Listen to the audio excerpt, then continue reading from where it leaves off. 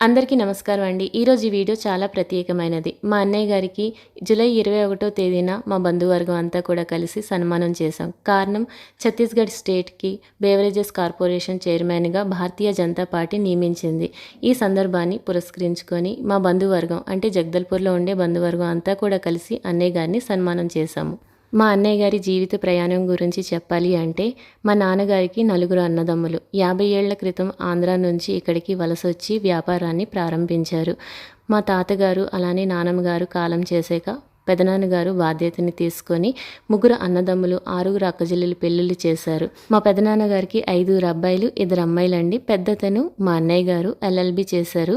మా పెదనాన్నగారు కాలం చేశాక కుటుంబ బాధ్యతల్ని మా అన్నయ్య గారు తీసుకొని ఇప్పటి వరకు ఉమ్మడి కుటుంబంలో ఉంటూ అంచెలంచెలుగా అభివృద్ధి చెందారు. జగదల్పూర్కి తలమానికంగా అవినాష్ ఇంటర్నేషనల్ స్టార్ హోటల్ని నిర్మించారు. ఇంకా రాజకీయ ప్రస్థానం కోసం చెప్పాలి అంటే ఎటువంటి రాజకీయ నేపథ్యం లేని కుటుంబం నుంచి వచ్చి అంచెలంచెలుగా ఎదిగి అనేక పదవులని చేశారు. ఇంతకుముందు ఛత్తీస్గఢ్ స్టేట్ ఫారెస్ట్ సెక్రటరీగా కూడా చేశారు. ఇప్పుడు ఈ పదవిని సాధించారు. ఇదంతా కూడా మా అందరికీ చాలా గర్వకారణంగా భావిస్తున్నాము. ముందుగా అన్నయ్య గారికి వదిన గారికి పువ్వులతో స్వాగతం పలికి గజమాలతో సత్కరించి అన్నయ్య గారికి షాల్తో కండువాతో గౌరవించి మాలో పెద్దావిడైన మా మేనత్తతో మా అన్నయ్యకి అర్ధభాగమైన మా వదినికి చీరా జాకెట్ పసుపు కుంకుమ పెట్టి గౌరవించాము. మా అన్నయ్య గారికి వదిన గారికి అలానే మా పెద్దమ్మ గారికి మా రెండో పెద్దమ్మ మా అమ్మగారు మా బంధువర్గం అంతా కూడా పూల బొకేతో అభినందనలు తెలిపారు. ఇక్కడ ఈ సందర్భంలో మా జయరమ్మయ్య గారు అలానే శ్రీధర్ అన్నయ్య గారు అలానే మా అన్నయ్య అయినటువంటి మధ్య సప్తగిరి గారు చక్కగా కొనియాడారండి. అనూన్యమైన వ్యక్తిత్వం, అద్వితీయమైన సంస్కారం. అనూన్యమైన వ్యక్తిత్వం, అద్వితీయమైన సంస్కారం, సాటిలేని వాక్చాతుర్యం, క్రమబద్ధం ప్రతి విషయం. సౌమ్యం అతని ఆడంబరం, అతని ముందు ఏ సమస్య అయినా ఇట్టే పరిష్కారం. సౌమ్యం అతని ఆడంబరం, అతని ముందు ఏ సమస్య అయినా ఇట్టే పరిష్కారం. రాజకీయ చదరంగంలో రాటుతేలిన చాణక్యం, అందుకే మన మధ్య పోయేది గొప్ప విశేషం.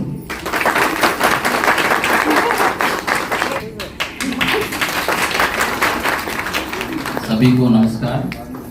आज मेरे बड़े भैया श्रीनिवासराव मती जी की सम्मान सभा में आप सभी का स्वागत और अभिनंदन है।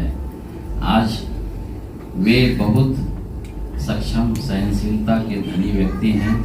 वे परिवार, व्यापार, समाज और राजनीति में हर भूमिका में सफलपूर्वक रहे हैं। संयुक्त परिवार की रीति नीति और बड़े भाई को किस तरह रहना है यह हम सब भैया से सीखने मिला है।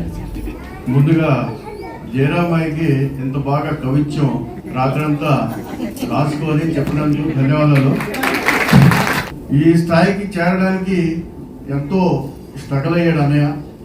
వ్యాపారరీత్యా, పరివారరీత్యా అన్ని రకాలుగా నలిగాడు. పార్టీలో మనం ఆంధ్ర ఇక్కడికి వచ్చి స్ట్రగల్ అయ్యి ఈ స్టేజ్కి రావడం అంటే అది చిన్న విషయం కాదు.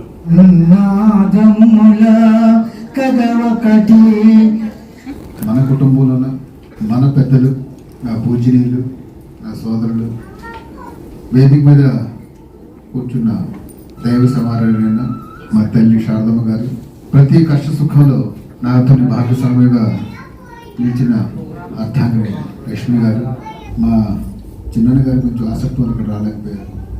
చాలా పెద్ద ఫ్యామిలీ నాన్నగారు ఇచ్చాడు మా నాన్నగారు. ఈరోజు ఈ కుటుంబం దొరకడం నా పూర్వజన సుకృతం అనుకుంటున్నాను. పెద్దవాడుగా నాకు ఒక శ్రేయ దొరకడం అది వేరే సంగతి. ఒక డిసిప్లిన్గా మా అమ్మగారు అందరూ పెంచారు, నాన్నగారు కూడా పెంచారు. ఆ డిసిప్లిన్ చాలా వరకు ఇప్పుడు వరకు కూడా నడుస్తుంది.